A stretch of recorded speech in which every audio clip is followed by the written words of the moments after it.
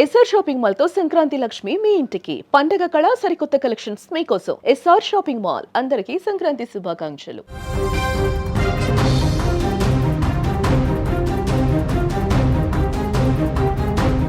ఒక పాము తాను చనిపోతానని పలానా సమయానికి నేను చనిపోతానని చెప్పి చనిపోయింది. వింతగా ఉంది కదా. మన కళ్ళ ముందు ఎన్నో వింత విడ్డూరాలు జరుగుతూ ఉంటాయండి. కొన్ని సంఘటనలు నమ్మేలా ఉంటే మరికొన్ని అంతు చిక్కని మిస్టరీగా మిగిలిపోతాయి. అలాంటి మిస్టరీ ఘటన పశ్చిమ గోదావరి జిల్లాలో జరిగింది. తాను చనిపోతానని చెప్పిన సమయానికి కరెక్ట్గా ప్రాణాలు విడిచిన ఓ పాము కథ ఇప్పుడు అందరినీ ఒక్కసారిగా షాక్ గురి చేసింది.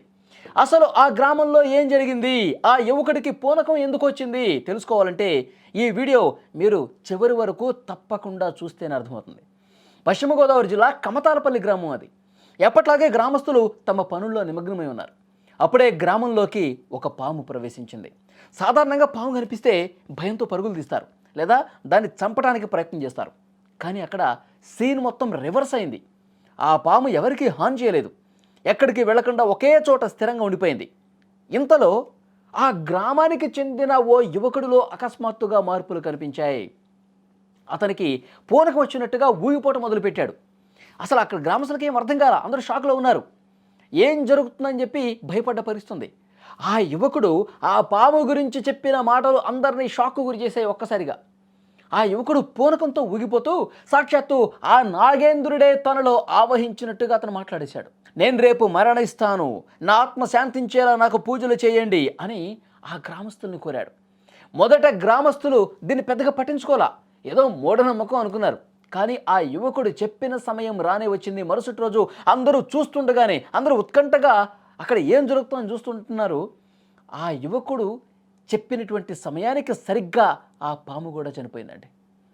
అప్పటి వరకు ఆరోగ్యంగా చురుగ్గా కదిలినటువంటి ఆ పాము చెప్పిన టైంకే కన్నుమూయటంతో గ్రామస్తులు ఆశ్చర్యానికి గురయ్యారు. వెంటనే ఇది సామాన్యమైన పాము కాదు, దైవ స్వరూపం అని చెప్పి అక్కడ ఉన్న గ్రామస్తులు కూడా భావించారు. ఆ పాము కోరినట్లుగానే శాస్త్రోక్తంగా అక్కడ అంత్యక్రియలు చేసినటువంటి పరిస్థితి ఉంది. విజువల్స్లో కూడా మీరు ఆ దృశ్యాలు చూస్తూ ఉన్నారు. ఒక పాము ఉన్నట్టుండి వచ్చింది, ఒక దగ్గర ఉండిపోయింది.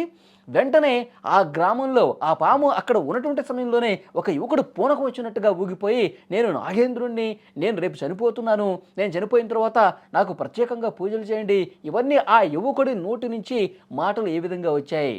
అంతకుముందు పాము అసలు కనపడిన తర్వాత ఒక దగ్గర ఎందుకట్లా ఉండిపోయింది, ఇవన్నీ కూడా అక్కడ ఉన్నటువంటి జనాలకి ఇప్పటికీ షాక్గా ఉన్నటువంటి పరిస్థితి ఉంది. అంటే ఆ పాములో ఉన్నటువంటి ఆ దైవ స్వరూపం ఈ యువకుడు లోపలికి ప్రవేశించి ఈ మాటలు చెప్పింది అనేది అక్కడ గ్రామస్తులు చాలా బలంగా నమ్ముతున్నటువంటి పరిస్థితి. ఒకసారి అక్కడ శాస్త్రోక్తంగా జరుగుతున్నటువంటి పూజా కార్యక్రమాలు, ఆ యువకుడు ఏదైతే పూనకం వచ్చినట్టుగా బిహేవ్ చేశాడో అతనికి సంబంధించిన దృశ్యాలు కూడా మీరు స్క్రీన్ మీద చూస్తున్నారు.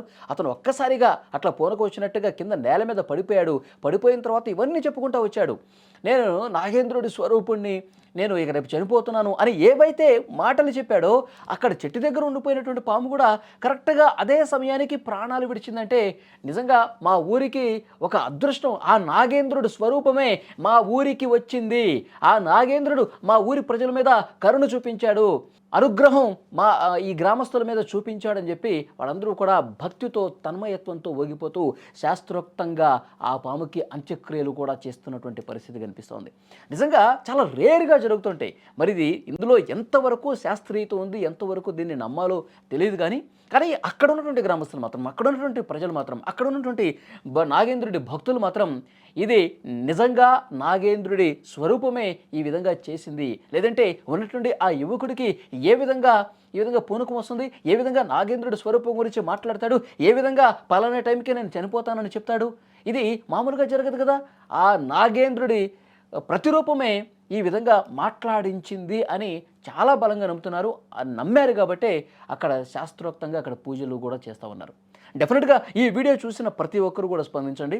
పశ్చిమ గోదావరి జిల్లాలో జరిగినటువంటి ఈ ఘటన నిజంగా నమ్మకం కలిగించేదిగా కనిపిస్తోందా? నాగేంద్రుడు నిజంగానే ఎలాంటి చలనం లేకుండా చెప్పిన సమయానికి అలా విగత జీవిగా పడిపోవటాన్ని ఏ విధంగా చూడాల్సినటువంటి అవసరం ఉంది? నిజంగా దైవ స్వరూపంగా భావించాల్సినటువంటి అవసరం ఉందా? ఈ విచిత్ర ఘటనకు సంబంధించి మీ అభిప్రాయం కూడా కామెంట్ బాక్స్లో తెలియజేయండి.